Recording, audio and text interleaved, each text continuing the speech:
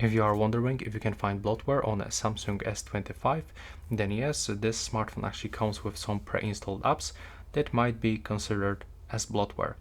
So you can find here some apps like, for example, Bixby.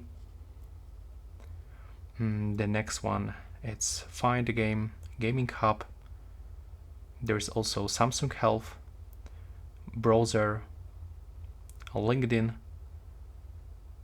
You can find Samsung Members, Notes, Outlook, OneDrive. There's also SmartThings application, SmartWitch, Spotify, and I believe that there's actually another one, wearable application, and Samsung Wallet. Most of them you can just simply uninstall, but yeah, that's how it actually looks. There's also the messages application that you actually cannot remove from the phone. There's like Samsung application for messages and the Google one.